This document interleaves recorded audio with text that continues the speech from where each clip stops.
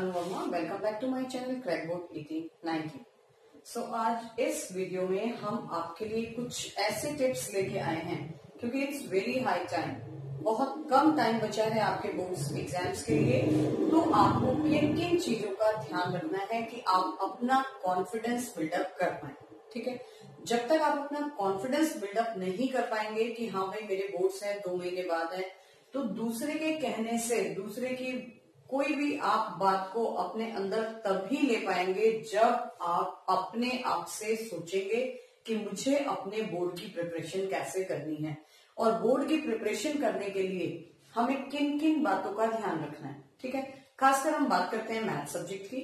अब math subject ऐसा है कि आप उसमें 100 में से 100 भी स्कोर कर सकते हैं, लेकिन मैथ्स ऐसा भी सब्जेक्ट है कि अगर आपको वहां पे कोई क्वेश्चन नहीं आया, आप ब्लैंक हो गए, तो वो आपको ले भी डूबेगा।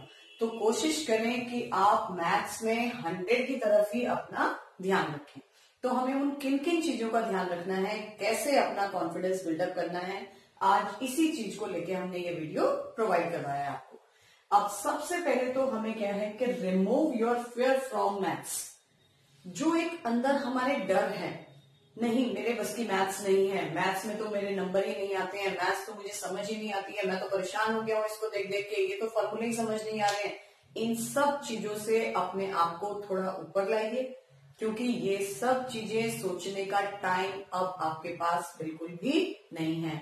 चाहे आपने बाय फोर्स, पेरेंट्स के फोर्स से या अपनी चॉइस से मैथ्स ली है, तो अब तो आपको बोर्ड देने ही है। जब देने ही है तो हम ऐसा करके बोर्ड को दें कि हमें दोबारा देने की जरूरत ही नहीं पड़े। तो हमने क्या करना है, सबसे पहले उस डर को अपने आप से दूर करना है। अब डर तो हमने दूर कर दिया, लेकिन अब हम खाली एनसीईआरटी कर ली। हमने एनसीईआरटी कर ली से क्या मतलब है, ऐसा नहीं कि हमने एक बार एक्सरसाइज की है, एक बार करके तो बच्चा आपको एक्सरसाइज समझ भी नहीं आएंगी ढंग से जब तक आप 2-3 बार उनको अच्छे से नहीं करेंगे। पहली बार में तो चैप्टर, सपोज हम 3D की ही बात करें, पहली बार में तो आप मिसलेनियस तक पहुंच जाएंगे, आपको ये भी समझ नहीं आएगा कि किस क्वेश्चन में कौन सा फॉर्मूला अप्लाई करना है। तो इसका मीनिंग क्या है कि हमें प्रैक्टिस करनी है, प्रैक्टिस प्रैक्टिस प्रैक्टिस, क्योंकि बिना किए कुछ भी नहीं मिलने वाला आपको। अब प्रैक्टिस करनी है तो वो कैसे करनी है, ऐसे तो है नहीं हम सुबह से बैठ जाएंगे और शाम तक करते ही रहेंगे, ऐसा पॉसिबल भी नहीं है। ठीक है, तो सबसे पहले अपना टाइम मैनेज कीजिए, क्योंकि आपको हर सब्जेक्ट की प्रिपरेशन करनी है। ऐसा नहीं कि केवल मैथ्स में ही आपको पास होना है, बाकी सब्जेक्ट्स भी प्रिपेयर करने हैं। तो ये जरूर है कि मैथ्स के लिए आप वो टाइम दें जिस टाइम आपका माइंड फ्रेश हो। दैट मीन्स मॉर्निंग का टाइम आप दें मैथ सब्जेक्ट के लिए। तो जैसे आप मॉर्निंग में उठते हैं, सबसे पहले कम से कम 2 या 3 घंटे, लेकिन लगातार 2-3 घंटे कोई भी नहीं बैठ सकता है। ठीक है, तो उस 2-3 घंटे में अपना कॉन्फिडेंस कैसे बिल्डअप करना है, आपने अपना कंसंट्रेशन कैसे बिल्डअप करना है, उसको कंसंट्रेट करने के लिए आप क्या कर सकते हैं। सपोज साइड में बहुत स्लो म्यूजिक आप सुन सकते हैं। जैसे मैं भी अपने आप जब पढ़ती थी तो मैं भी पास में गाने चलाती थी, बस फर्क इतना है कि उस टाइम थोड़ा ओल्ड टाइप के गाने होते थे, अब आपके लिए नए वाले सॉन्ग। जो भी आपको पसंद है वो म्यूजिक आप चला सकते हैं, लेकिन ऐसा नहीं कि इतना लाउड म्यूजिक आप चला रहे हैं कि सारा ध्यान आपका म्यूजिक में ही चला जाए, बहुत स्लो में। ठीक है, ताकि उसको सुनते सुनते आपको टाइम का पता नहीं चले और एक्सरसाइज भी आपकी क्या हो जाए, कंप्लीट हो जाए। सबसे पहले आपने किसकी प्रैक्टिस करनी है, एनसीईआरटी से वो चैप्टर सेलेक्ट कीजिए जिन चैप्टर्स में आपको लगता है कि मैं अपना 100% कर सकता हूं। सबसे पहले वो चैप्टर आप एनसीईआरटी से प्रिपेयर कीजिए, उसके सॉल्व एग्जाम्पल भी, अनसॉल्व एग्जाम्पल्स भी। उसके बाद आपको पहले भी प्रीवियस वीडियोस में बताया है कि आपने लास्ट ईयर के पेपर्स सॉल्व करने हैं। ठीक है, जब आप एनसीईआरटी फर्स्ट टाइम कर रहे होंगे तो आपने complete examples, complete question solve करने हैं। लेकिन अगर आप उसको दोबारा रिवाइज करते हैं तो कुछ क्वेश्चंस एक्सरसाइज में ऐसे जरूर होते हैं कि जिन क्वेश्चंस को आप पहली बारी में कंप्लीट नहीं कर पाते, थोड़ा सा आप अटक जाते हैं कहीं, तो उन क्वेश्चंस को आप मार्क कर दें। जब दोबारा आप रिवाइज करें तो उन क्वेश्चंस को आप जरूर देख लें। ठीक है। और जब आप कोई चैप्टर आपको लगे कि मुझे ये चैप्टर कंप्लीट आ गया है, तो अपने आप को ये मत समझिए कि मुझे आ गया है तो पूरा ही आ गया है, ठीक।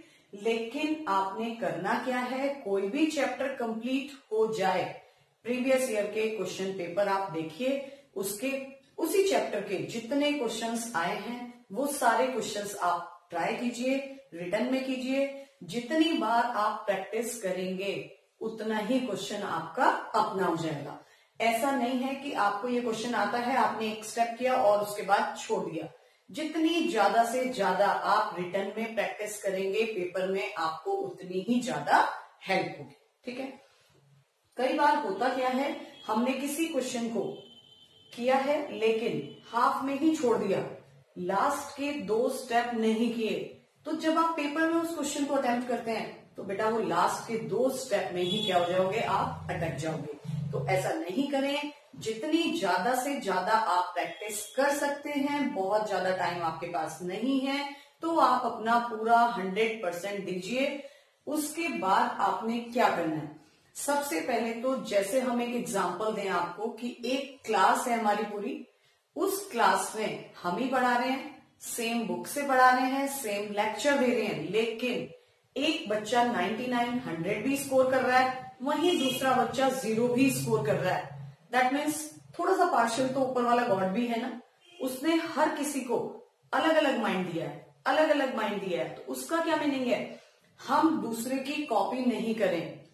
हो सकता है वो एक बारी में कैच कर जाता हो, लेकिन अब मेरे से एक बारी में नहीं हो पा रहा है, तो मुझे 2 बार करना है, 3 बार करना है। लेकिन ऐसा दिमाग में बिल्कुल नहीं लाना है कि मेरे बस का ये नहीं है। अगर मैंने ऐसा सोच भी लिया एक बार, तो वो क्वेश्चन मेरे से सॉल्व भी नहीं होगा। तो सबसे पहले तो हमने अपने लिमिट्स को ब्रेक करना है। कौन सी लिमिट्स, दूसरे वे में मत लीजिएगा। लिमिट ब्रेक करने का मतलब है कि जैसे अगर मैं यहाँ पे प्री बोर्ड्स में, हाफ ईयरली में 50% ला पा रहा हूँ या ला पा रही हूँ, तो मुझे अचीव करना है 80%। ऐसा नहीं मेरे में तो बस 50% आ पाएंगे, इससे ज्यादा तो मैं स्कोर ही नहीं कर पाऊंगी या कर पाऊंगा। ब्रेक योर लिमिट्स, अपने लिमिट्स को हाई करो, थोड़े से अपने ड्रीम्स की तरफ देखो, क्योंकि अब आपको 12th के बाद कहाँ जाना है, आगे अच्छे अच्छे कॉलेज सेलेक्ट करने। कॉलेज किसके बेस पे मिलेंगे आपको, ऑब्वियसली 12th के बेस पे। अगर 12th में आपने थोड़ी सी हाई परसेंट अपनी ले आए, तो ऑब्वियस है आपका फ्यूचर ब्राइट होने वाला है। तो क्यों ना हम 2-3 चीजों का ध्यान रखें और अपनी परसेंट को इतना इम्प्रूव करें कि हमें इन फ्यूचर एक अच्छा कॉलेज मिल पाए, ठीक। तो हमने किन किन चीजों का ध्यान रखना है, एक बार शॉर्ट में आपको दोबारा बता देते हैं। क्या करना है, सबसे पहले आपके अंदर, आपके अपने अंदर जो डर है उसको दूर भगाना है। मोर टू मोर प्रैक्टिस, ज्यादा से ज्यादा आपने प्रैक्टिस करनी है। किसके लिए, जो आपने एक्सरसाइज, जो चैप्टर आप कंप्लीट करते हैं उसको आपने रिटर्न में करना है। कोई वीडियो देख करके, केवल इतना देख करके कि हाँ ये करना है, इंपॉर्टेंट क्वेश्चन करके, अगर सपोज जो क्वेश्चन आपने छोड़ दिया और वही आपके पेपर में आ गया है, तो आपने क्या करना है उस टाइम, तो पूरा चैप्टर कवर करना है। जिस चैप्टर को आप सपोज छोड़ रहे हैं उसको आप पूरा छोड़ दीजिए, लेकिन जो चैप्टर आप करते हैं तो केवल इंपॉर्टेंट के भरोसे नहीं रहें, आप कंप्लीट चैप्टर को रिवाइज करें, कंप्लीट चैप्टर करें उसका। और जब आप प्रैक्टिस कर लें, आपको लगे कि कोई चैप्टर आपने कंप्लीट कर लिया है, तो उसका अपने आप से आप कोई भी ऐसा क्वेश्चन प्रीवियस ईयर से दे, अपने आप का टेस्ट लें, अपने आप को मार्किंग करें और अपने आप की मार्किंग को ही आपने इम्प्रूव करना है।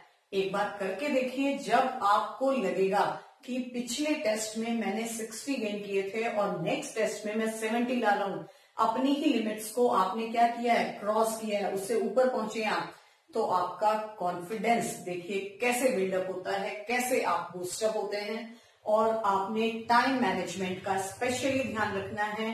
टाइम मैनेजमेंट, हर सब्जेक्ट को इक्वल टाइम दीजिए, लेकिन उसमें ऐसा नहीं है, कुछ सब्जेक्ट्स आपके क्या होते हैं, टफ होते हैं, कुछ सब्जेक्ट्स ऐसे हैं जिनको आप खाली लर्न कर रहे हैं। लेकिन मैथ्स में प्लीज खाली याद करके चलने वाला नहीं है काम, तो प्लीज प्लीज कह रहे हैं आपको कि उसके बेसिक्स को आप क्या करें, क्लियर करें और डाउट कोई ना रखें। सपोज आपने कोई चैप्टर कंप्लीट किया, किसी एक दो क्वेश्चंस में आपको डाउट है और अगर पेपर में वही क्वेश्चन आ गए तो पूरा चैप्टर करने का क्या फायदा होगा।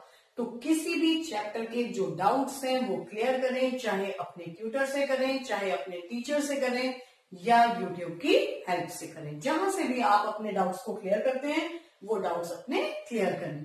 तो आपने इन सब चीजों को ध्यान में रखना है, अपने विल पावर को स्ट्रॉन्ग करना है। और एक चीज और जो लास्ट में हम कह रहे हैं, ऑलवेज सेज यस। किसी भी टॉपिक के लिए, किसी भी क्वेश्चंस के लिए ऐसे नहीं करना है कि हाँ ये मेरे बस की बात नहीं है, ये मुझसे नहीं होगा।